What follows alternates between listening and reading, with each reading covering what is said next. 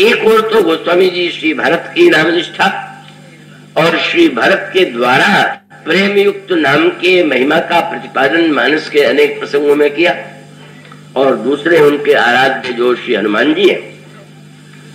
श्री हनुमान जी के चरित्र आपने सुना होगा, पढ़ा होगा कि श्री राम का प्रथम दर्शन तुलसीदास जी को हनुमान जी ने कराया था, और वो कथा कितनी अनोखी, बहुत पढ़ने योग्य कथा आती है कि गोस्वामी जी बाहर की ओर जब निवृत्त होने के लिए जाते और बड़े पात्र में जल लेकर के जाते, तो निवृत्त होकर के लौटने के बाद लोटे में जल इतना होता कि बच जाता।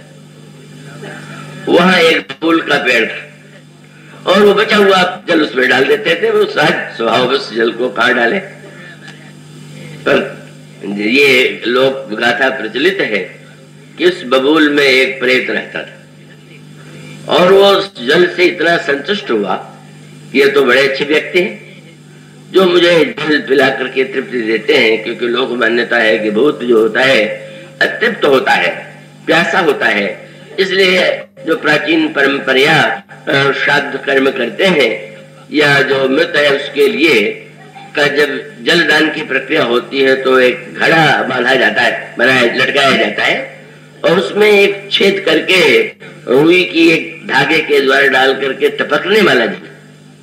तो आश्चर्य होता है कि अब घड़े में जल ऊपर लटकाया है, उसमें तो कहते हैं कि प्रेत का मुख जो है अधिक ग्रहण करने योग्य नहीं, तो केवल वो रंच मात्र जल ही ग्रहण कर सकता है। इसलिए माना गया कि जो मृत है वो प्रेत के रूप में जितना जल ले सके वो उतना ग्रहण करे।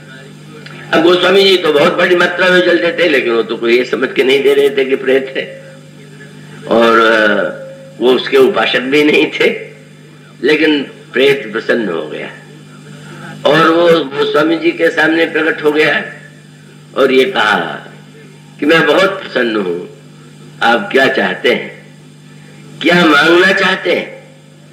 तुलसीदास जी ने कहा मैं तो प्रभु श्री राम का दर्शन चाहता हूं। बेचारा यही कहने लगा कि अब श्री राम का दर्शन मैं भला क्या करूंगा, श्री राम का दर्शन कर सकता है करा सकता तो मैं प्रेत ही क्यों होता। लेकिन तुलसीदास जी धन्य प्रेत से भूत से उन्होंने श्री राम के दर्शन की याचना की, कितनी पवित्र बुद्धि होगी। का उन्होंने भूत से भगवान को मांगा और हम लोग भगवान से भूत मांगते। हम लोग भूत ही तो मांगते रहते हैं, जो वस्तु है और नहीं रहने वाली है। जब भगवान से मांगेंगे तो ही मांगेंगे, तो भगवान से भूत भी मांगा जा सकता है और भूत से भी भगवान की याचना की जा सकती है। तो वो स्वामी जी की धन्यता ही। तो हनुमान जी तो राम कथा के परम रसिक हैं, तो उस प्रेत ने बताया कि यहाँ कथा होती है इस स्थान पर काशी में, और नित्य कथा में हनुमान जी आते हैं, अत्यंत वृद्ध रोग युक्त, और बहुत चुपचाप पीछे बैठ जाते हैं, और जब सबसे पहले आ जाते और समाप्त होती तो सबसे अंत में जाते हैं, बस तुम उन्हें पकड़ लेना। वही किया गोस्वामी जी ने। गोस्वामी जी ने बस वो देखते रहे वो जीर्ण शीर्ण वृद्ध को, जिसको छूने में भी दूसरे को गुलामी हो। कथा के अंत में उन्होंने चरण पकड़ ली। वो कहने लगा वृद्ध व्यक्ति, अरे कहाँ मुझे छू रहे हो, मैं कैसे रोग से ग्रस्त हूँ, तुम क्या कर रहे हो? पर वो तो उन्होंने उस प्रेत की इस बात को तो मान ही दिया था कि उन्हें पहचानना उतना सरल नहीं है। साधु है क्यों प्रवेश साधु सन मानू, जिमी जग जामवंत हनुमानू। बस पकड़े रहना, और जब चरण नहीं छोड़ा तो स्वीकार करना पड़ा। और जब उन्होंने कहा कि मैं चाहता हूं कि प्रभु श्री राम का दर्शन आप मुझे करावे, तो हनुमान जी ने वचन दिया और दिया ही नहीं दर्शन कराया। उन कथाओं से आप परिचित होंगे।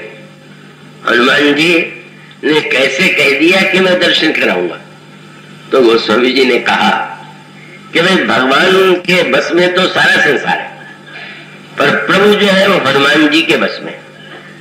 हनुमान जी प्रभु से जो कुछ कहेंगे वो उनको करना पड़ेगा। का ये अधिकार कैसे मिला? आप पढ़ेंगे, सुमीरी पवन सुत पावन नामू अपने बस कर राखो राम। प्रभु के नाम का ऐसा दिव्य उन्होंने जप किया, नाम की साधना की कि स्वयं प्रभु नाम के द्वारा वशीभूत हो गए। और हनुमान जी जब जो कहते हैं वही प्रभु करते हैं।